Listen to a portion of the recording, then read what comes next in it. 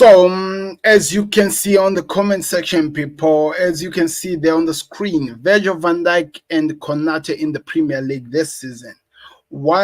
First game, no goal conceded. Second game, 0 goals conceded. Third game, 0 goals conceded. Fourth game, 1 goal conceded. Fifth game, 0 goal conceded. Sixth game, no 1 goal conceded, as well as today, no goal conceded. A question that has been asked here by football TNTA Sports. They said a partnership everyone should be talking about. That's what they're asking. But we don't really care about what everyone is talking about because we don't really care, to be honest. But here we are back. Hello, guys. Welcome back to the Football Connect LFC. My name is Sam, and I have my thoughts here. I have a few points that I'm going to talk about on what I think we learned. Then it's where we move on from that. We talk about the game as a whole, what Liverpool did, and what some player ratings are like in terms of player-wise and how the team actually perform. So join me for that, but guys, don't forget to click the like button. Let's hear your thoughts. This is the international, but the last game before the international break. There will be more videos coming and talking about everything that will be happening. So be excited. Don't forget to click the like button. Don't forget to subscribe to the Connect, the best way you can support us. So, as you can see, people, Virgil van Dijk and Konate, they've played 7 games in the Premier League. They've only conceded 2 goals in those 7 games.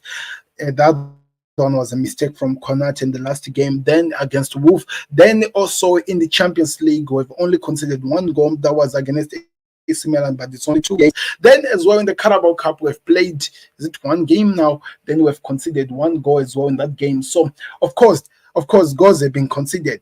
But one thing that we need to talk about is how these guys are differentiating themselves from the other teams that are playing in the Premier League.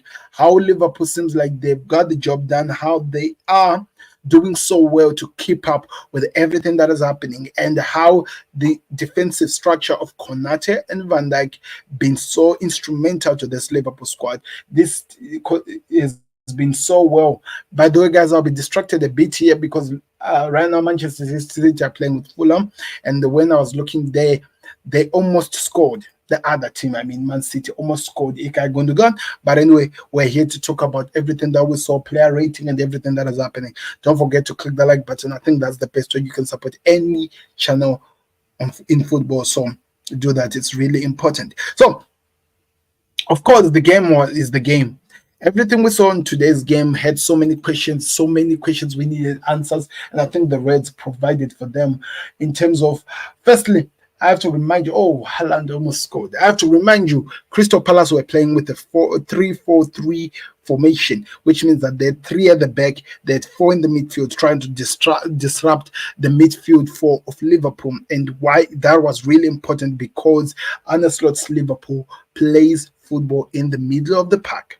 They dominated, they control the game, they do everything in the middle, and it was really important to see how they were going to stop them. That's really important. How Crystal Palace were going to try to disrupt them with those 4 players that were playing in the midfield, and how it was really going to be important to actually take advantage and put pressure on this team. But how the game actually went on, is really, to be honest, when you look at how the game went on, it was a bit different, because especially in the first half, Liverpool were controlling the game, which brings me to the first point of today. Gravenberch is the brain of Liverpool. The reason why I'm saying that, there was so much traffic in the midfield, so much pressure that was being put in by this team called Crystal Palace in the midfield, trying to take advantage and trying to cause problem. But somehow the way the whole team seems like they trust him to give him the ball in the midfield, and he's able to open up the game for them to make sure that the balls are distributed in the positions which they need to get the balls there. It's really important because he was the controller. And I keep talking about this. Football nowadays, and especially under Slot, under Guardiola, or under, I think, not really Mikel Arteta, but Mikel Arteta at some point, especially when he's playing with the big teams, he needs a controller in the midfield, and usually that's why he preferred to put, what's his name? out Jorginho in that midfield. He will be looking for a controller, still keeping Declan Rice as being the destroyer on the side, or maybe at some point Thomas Partey. But really, really important is how a controller controls the game, how he moves. Destroyers are good, and at some point in some of the games that are played, destroyers can be very, very pivotal on some teams.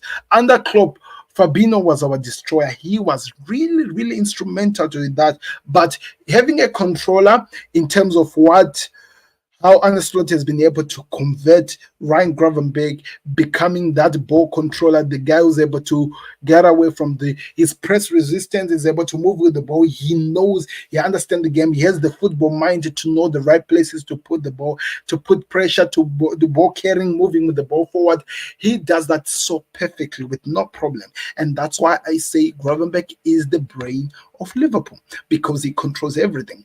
Virgil van Dijk is still the man. That's my second point. The reason why I'm talking about this is because so many people want to talk about who's the best defender in the game, who's doing it so well, who's really running the game. And I think time and time again, people have to really eat a chill pill. We have to be reminded how Virgil van Dijk is still the guy who runs the shot, who runs everything that happened. And it's amazing how we today, at some point when we Liverpool felt like they lost the game, they did not really understand what was happening. He was still the guy who was controlling the game. He was still the guy who was running with everything that was doing, making sure that Liverpool doesn't get making sure that Crystal Palace don't get the opportunities that they were looking for, the opportunities that they thought they could control the game and actually get away with it.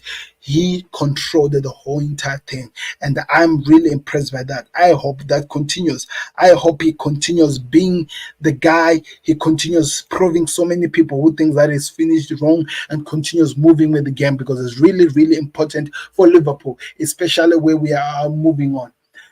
Liverpool title contenders, that's my other point, because with what Arne Slot has done, he's winning every game. So are they title contenders? That's so many questions that so many people are really going to be asking. Of course, I get it. We're going to the international break, top of the league. I get that. It's all making sense. Everything that we're doing seems like it has a mission. We're running the game so well. We're doing it so well to try by all means to be running everything. But I feel like we should take it easy, hold on to that, and try to work on what we are doing. Help the team become better. Let's see what we do and see where we are. This is a new manager. Things can just fall apart. Injuries can change situations. After game 12, I think we'll have a direction over if Liverpool are title contenders or this was just a hoax, especially with the run of games we are going to have going after this. So it's really important to see how we do. But also, one of the points that I need to take out, Trent Alexander-Arnold has really improved defensively. Something that so many people have made so much craziness about is how Trent Alexander-Arnold is really not one of the best defenders, but is one of the best players going forward. One thing you can see under Arne Slot, he has improved defensively. Eze struggled to go into the game until in the second half period, when things went off hand, when we lost control. You could see how Trent Alexander-Arnold kept him quiet, did not allow him to get to the ball. And when he gets the ball, he pushed him out, stopped him from doing anything. And I think it's really important to see how that was really important to help the team, and how if you're able to take out the star of the team out of the game, that's amazing. That's amazing. You can build from this. You can build from that. You can trust the team. As well as the other point that I'm going to talk about is the depth. And I think it's really important, the depth of this Premier League team, Liverpool. Look, today we made the changes of Cody Gakpo. Tsimikas came into the game. Of course, Curtis Jones came in the midfield. And as much as how the game changed and scaled up, we did not see any difference from the first team that has started this league.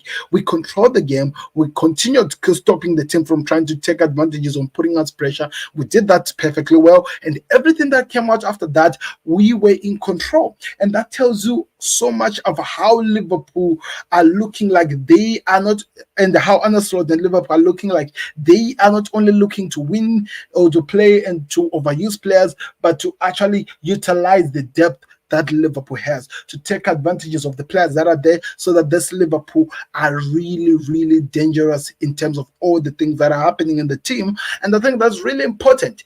Injuries. Let's talk about injuries. That's one of the points that I need to talk about. Today we saw Allison going out of the game with an injury of an hamstring, and I think that is going to cause problems. And I wonder how does that even work. And I think this goes well with the depth that I was talking about. Jairus was introduced, the third goalkeeper. Remember, Gallagher was not in because he was actually sick today. He was ill, but also you saw that even with Jairus, they were still control. Liverpool still did so well, moved the ball, so he stopped the positions, and we need to be worried about these injuries. I hope that they don't happen so much, and I hope that it doesn't happen so much in terms of the festive players. It only happens in those players that are there.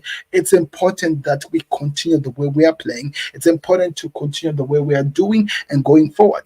Lastly, but not least, officiating is so poor in the Premier League. And I think we've said this so many times, we've said it so much time over this. In today's game, in terms of Liverpool versus Crystal Palace versus Liverpool, I'm sure right now Crystal Palace are complaining that they should have gotten a penalty because there was a incident where it looked like Van Dijk pulled the player of Crystal Palace, and they think that should have been given as a penalty. They did not do so. I don't know, what are your thoughts? I don't think really it could have been a soft penalty for me. I don't think that was a penalty. But also talking about some of the decisions making, so many of the decisions that Liverpool got yellow cards from, got so many free kicks against Crystal Palace was doing, but yet the difference between this and this is that the officiating was allowing this to happen and not doing anything in terms of actually making decisions. And it's really, really important to see how that works in terms of the team. But we'll see how the incidents goes and how whatever that happens. But this was a good game over in all people. A lot of things happened and it should have been a different game but Liverpool got the job done. Let's see how we work from that. Let's see how we build from that. It's really, really important. Going into the international break with this advantage, we can work in that and we can continue going forward. Now let's go to the player ratings. I think that's the last part of the show. Talking about the players who are in the game, I'm gonna give my own personal ratings. Of course, the application, the website I'm using still has its own player ratings, but I'm making my own. And at some point, you might say that I might be agreeing with them, but I'm making my own because it's really important. Let's talk about Alisson. Of course, he went out with an injury, but he played so well. He controlled the game so well. He moved. He was doing so well, moved the ball well. It's some of the blank point saves he had to do. I think he did it so perfectly well. And I think that is what is always important when it comes to the Premier League. Get those saves as a goalkeeper, keep the clean sheet, help the team continue building momentum, doing so well and trying by means to build from that. And I think he did that. And out of 10 for me, I'm giving Alisson an 8. An 8 because he got the job done. He stopped all the shots that Liverpool faced, and I think it was really important. In terms of Trent Alexander-Arnold, defensively, he was sound. He was really perfectly well. He worked so well the game and he continued pushing the ball so well. But in terms, it's striking the ball, pushing the ball forward, he did so well, but it was not really perfect. So for me, I'm giving him a 7 out of 10. He could have done more. They've given him 7.7, but I'm giving him a 7 because I felt like he was really due. Ibrahim Konate is a combination with Van Dijk. I'm giving them Van Dijk a 10, Konate in 8 because I think Van Dijk ran the game today. Every point blank saves, every pressure which needed to be put to stop this team from getting the opportunity that they need. He did so. Konate aerial duels, he was winning them, pushing them, defending last minute defense whenever Liverpool were under pressure. He did so well. So I was impressed by that. So let's see what happens from that. I'm excited. Ryan Gravenberch, I'm giving him a 9 out of 10 performance. The reason why I'm giving him a 9, not a 10 out of 10, is because at some point I felt like he should have done some decisions so well, but he did not do 100%. But all in all, he was still the best player on the pitch, controlling, moving, being the brain of the team, moving so well with the pressure and continuing going forward. It's important to see how that one works on. Cody Gakpo on the other side, I think he was really a problem. He caused the problem to this Crystal Palace team. And in terms of my ratings, I have to give him a 9 as well, because I think he did everything perfectly well. He controlled the game. It went so well. So Cody Gakpo is a 9. He had an assist on his name, the only assist of the game. He pressed so well. He defended so well when the defensive was needed. So I think he was doing. Alex McAllister maybe went out with an injury. I don't know. Nothing was explained. He was in the game at some in the point when he was playing, but until he was taken out, I don't know why. So it's difficult to give him. So I have to give him maybe a 6 out of 10, or maybe a 7. 6 or 7, because what he did in the first half was so well. He was one of the most important players in terms of were instrumental to help the team to have control in the game, to continue moving the ball so well and continue passing the game so well. But when he went out, maybe it will be explained maybe by the manager, maybe there's an injury. Curtis Jones, for me, I'm giving him a 7 out of 10 because I think he did so well going forward at some point. But my problem with Curtis Jones has not yet changed. I need the player to make sure that he understands that he should be going with the ball forward, less of passing back and more passing going forward. It's important to the team and it's important to help the team going forward. Salah, for me, I have to give him a 6. The reason why I'm giving Salah a 6 is because today I think he struggled. He did not do so well than like what I'm used to seeing from him. He struggled to get away from his men at some point, and I think it was really important to help the team. Crystal Palace are about to score, but they did not score because Adama Traore just missed an opportunity. That's crazy. But he did not really do so well about it. Anyway, he got the job done. Diogo Jota, because of the goal, I'm giving him an 8. Everything that he should have scored another goal for me. He should have scored another goal, and I think that was really important for that, but he didn't. That's where my problem is, and I think we need to improve on that. It's really important. But anyway, all in all, we did so well in terms of substitutes. For the teams, I think we can all agree that they did so well. And Robertson was okay. I'll give him a 6. Not so much from me. Wataru Endo, well, 6. Gyros, because of that save, I give him a 7. There was good control. They did so well in terms of helping the team. But all in all, that was the game for you people. Let me know in the comment section. I need to be watching Man City right now. 17 minutes gone. No goal yet between the two teams. That was the game. I want to hear your thoughts in the comment section. How you thought of it? Who impressed you the most? What disappointed you? Let me know in the comment section. But that's all that I've learned today in the game. And let's see what we do after the international break. We're out. Like the vid, subscribe to the Connect. We will see you on another one. Like and check out the Football Connected. The match reaction is there. We talked about everything that happened in the game. I'm out. Like, subscribe. Peace. Beats the goalkeeper. He's just lost for words. He is just brilliant. Georgie Best, Diego Maradona, Johan Cruyff.